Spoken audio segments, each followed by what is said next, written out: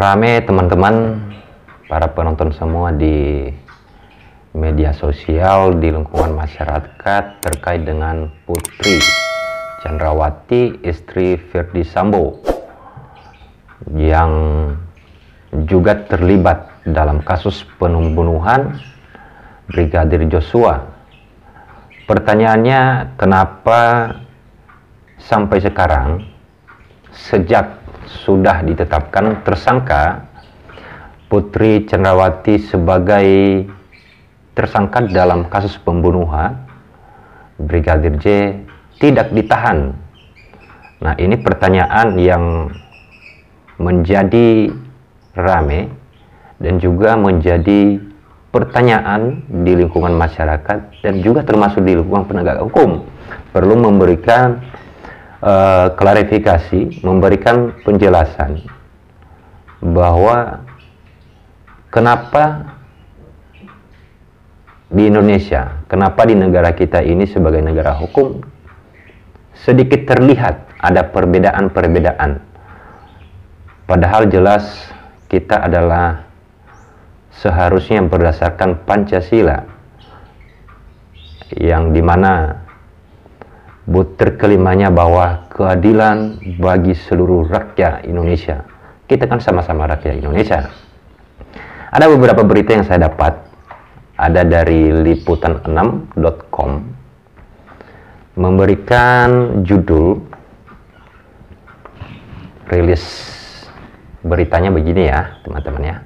Beda dengan Putri Chandrawati, sederet para ibu ini tetap ditahan meski punya anak kecil. Nah, ini ada ya, ada klarifikasi atau merupakan jawaban dari atau di Mabes Polri Jakarta Selatan pada tanggal 3 Agustus 2022 oleh kuasa hukum Putri Chandrawati, yaitu Bang Arman Hanis.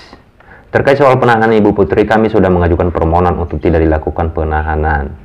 Ya, semua juga kuasa hukum biasanya kami juga melaksanakan dan mengajukan permohonan penangguhan yang sama. Oke, berikutnya, karena sesuai dengan pasal 3 ayat 1 Kitab Undang-Undang Hukum Pidana, ini maksudnya kita Undang-Undang Hukum Acara Pidana ya, itu kita boleh mengajukan permohonan itu, mengajukan karena alasan kemanusiaan. Ibu Putri masih mempunyai anak kecil dan Ibu Putri masih dalam kondisi yang tidak stabil, kata kuasa hukumnya, itu ya.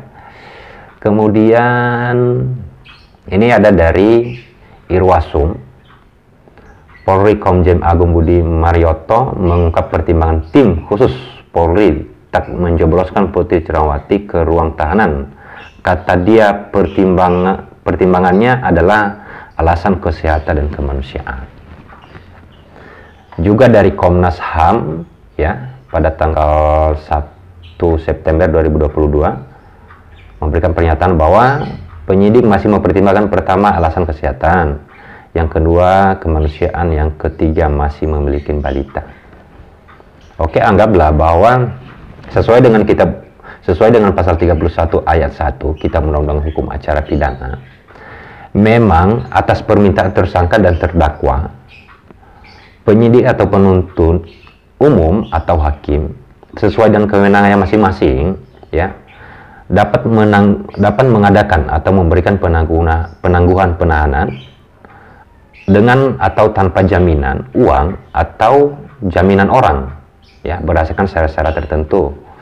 Jadi seperti biasa, kalau kami juga menanganin perkara ketika kami posisi kuasa hukum tersangka, kami mengajukan permohonan. Anggap pertimbangannya adalah kemanusiaan, anggap pertimbangannya adalah kesehatan.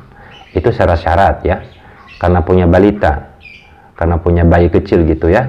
Tapi terkadang tidak dikabulkan oleh penyidik. Ketika di penuntut umum, di JPU kami mengajukan permohonan, kadang-kadang juga enggak dipertimbangkan, enggak dikabulkan ya. Sampai ke hakim pun kadang-kadang tidak memberikan ya, tidak memberikan atau tidak mengabulkan permohonan penangguhan tersebut terhadap terdakwa. Nah, ini ada beberapa contoh kalau dibedakan. Ya, makanya saya tadi mengawali dengan bahwa kita ini adalah rakyat Indonesia. Nah, kalau kita tadi kembali dengan dengan dasar negara Republik Indonesia adalah Pancasila di Butir 5 bahwa keadilan bagi seluruh rakyat Indonesia. Kita ini sama-sama rakyat Indonesia ya, harusnya sama-sama mendapatkan keadilan. Ya, kita ini sama di mata hukum, equality before the law.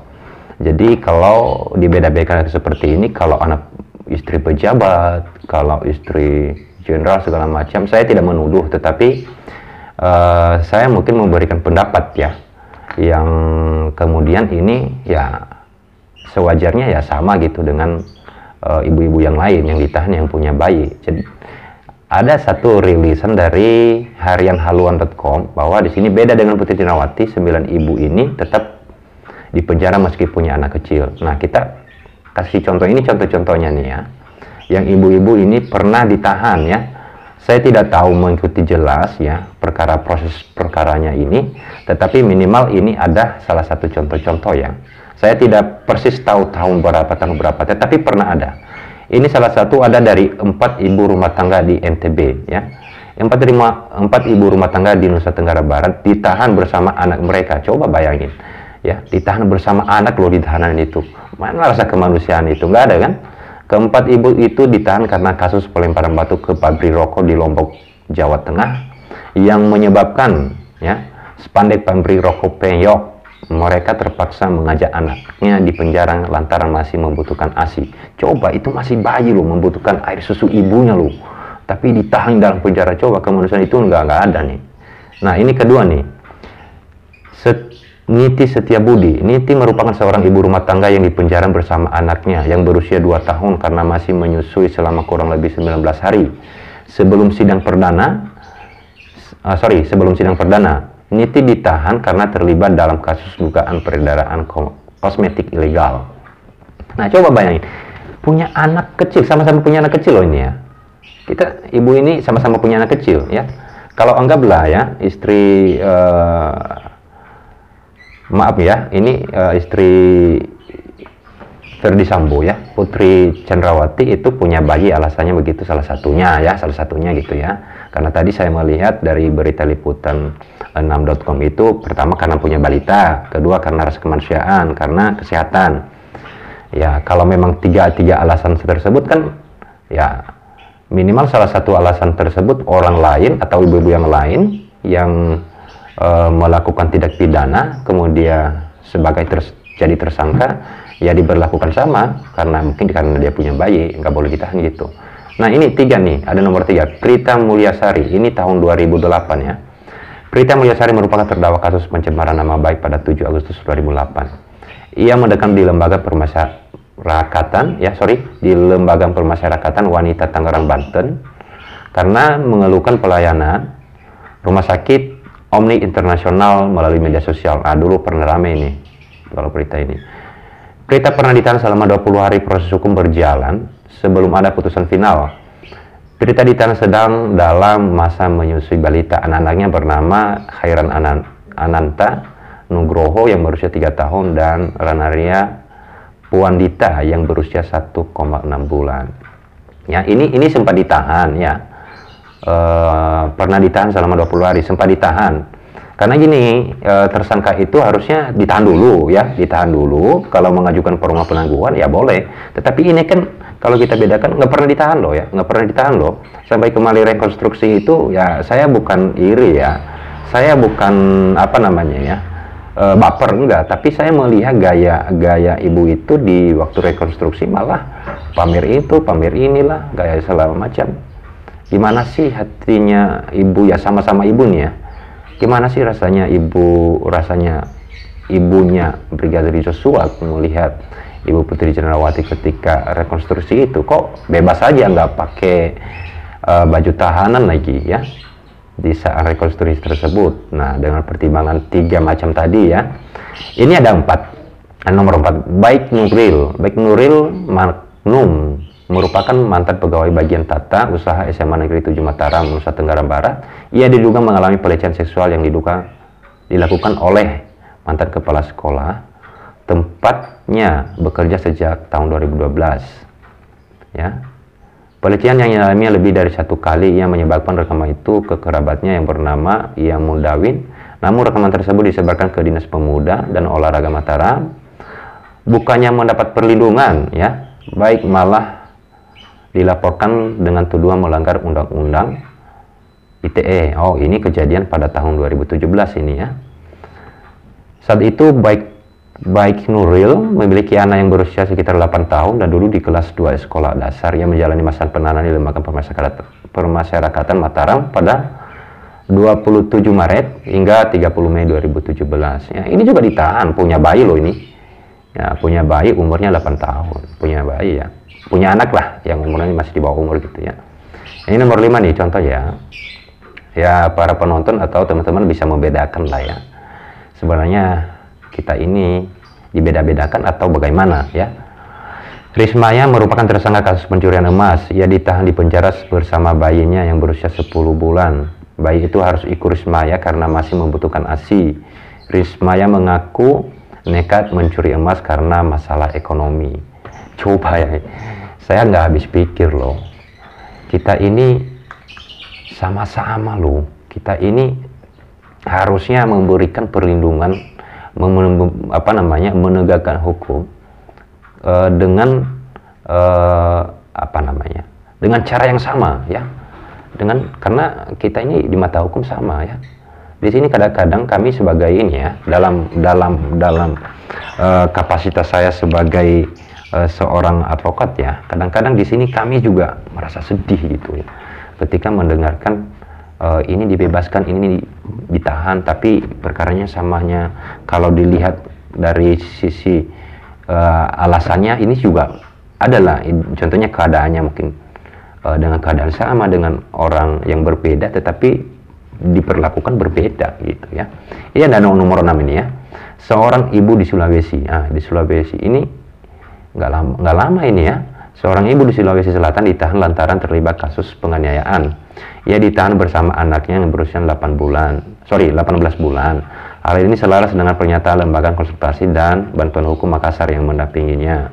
Benar sekali, bayi pria 18 bulan tersebut ikut ditahan sudah 7 hari bersama ibunya, Zainab, yang digelandang ke kantor polisi Polres Goa lantaran adanya laporan polisi tentang penganiayaan. Jelas Muhammad Sirul Haq, dilansir dari suara.com Jumat 2 September 2022. Ini juga baru ini.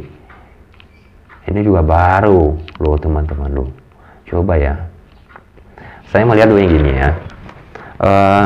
Kalau pertimbangan yang diajukan oleh kuasa hukum Putri Cendrawati itu saya masuk akal aja, ya.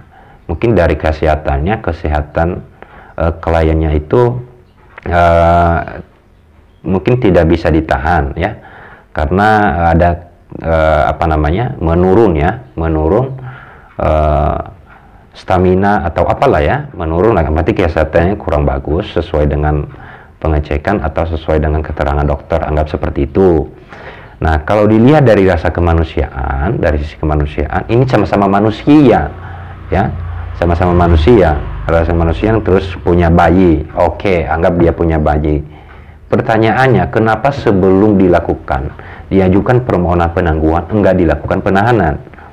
Karena gini, orang itu ditahan dulu, ya, baru dilakukan penangguhan penahanan. Bukan orang yang nggak pernah ditahan, tapi sudah ada permohonan penangguhan penahanan. Ya bisa saja, tetapi ini kalau bisa sama-samakan dong. Jangan karena istrinya pejabat, karena istrinya, ya, dia punya duit. Sekarang kan masyarakat berpikir seperti ini. Kita nggak punya duit, ya udah, kita nggak mendapatkan keadilan, kita nggak mendapatkan hak hukum kita. Seakan-akan seperti itu. Saya tidak ada maksud untuk menghasut, tapi saya berpikir secara kemanusiaan loh. Dengan kita sama sederajat di mata hukum. Ini kita ngomong tentang hukum nih, ya. Kalau memang ibu itu dia punya bayi, kalau besok-besok ada ibu yang kemudian terlibat dalam kasus tindak pidana, kemudian dia punya bayi, kesehatannya tidak bagus, ya harusnya harus dilakukan harus dilakukan dengan cara yang sama, ya. Tapi perlunya di sini, karena ini kewenangannya penyidik, kewenangan penuntut umum, kewenangannya hakim. Saya tidak tahu, saya belum pernah menemukan, saya nggak pernah menemukan bahwa ketika permohonan dengan pertimbangan salah satunya rasa kemanusiaan, kesehatan, dan punya bayi, terhadap penyidik, penuntut umum, dan hakim, kalau tidak mengabulkan permohonan penangguhan itu ada sanksi. Saya tidak pernah melihat, ataupun mungkin kalau ada teman-teman yang menonton video ini yang menemukan dasar hukum itu, sanksi buat penegak hukum dalam hal ini adalah penyidik, penuntut umum, dan hakim yang tidak mengabulkan permohonan penangguhan kepada ibu-ibu yang punya bayi yang sudah ditahan. Mungkin nanti saya minta dong dibagikan, karena saya tidak pernah menemukan ada sanksi itu. Karena di dalam pasal 31 ayat 1 Kitab Undang-Undang Hukum Acara Pidana itu masing-masing kewenangannya. Jadi dia punya kewenangan masing-masing. Terhadap kewenangannya itu, kalau dia contohnya tidak melakukan, tidak merealisasikan, tidak mengabulkan, apa yang menjadi sanksinya. Nah, itu saya belum pernah menemukan. Ya, mudah-mudahan ada, mungkin saya kelewat baca aja, ya. Jadi semoga video ini bermanfaat dan semoga memberikan pencerahan bagi para penonton semua. Ini juga menjadi salah satu alasan kita, ya. Salah satu juga jadi contoh buat kita ke depan. Nanti kalau ada ibu, silakan ya. Ini kok sebelumnya nggak pernah, ini malah ditahan gitu, ya. Semoga bermanfaat dan silakan nanti berikan pertanyaan, dan bagi nanti yang menemukan yang saya tanyakan tadi, silakan masukkan di dalam kolom komentar dan memberikan pertanyaan-pertanyaan yang membangun, membuka hati dan pikiran dan mata kita buat masyarakat untuk mendapatkan edukasi yang kita memudahkan masyarakat. Karena kita kalau udah tahu hukum, bagusnya kita membagikan ilmu itu. Ya, menurut saya membagikan ilmu itu adalah merupakan berkah buat kita. Kita ada untuk melakukan perlindungan bagi mereka. Kita ada untuk memperjuangkan hak keadilan akan hak hukum mereka. Jangan kita memanfaatkan itu. Ya, jadi begitu. Sampai jumpa lagi pada video berikutnya.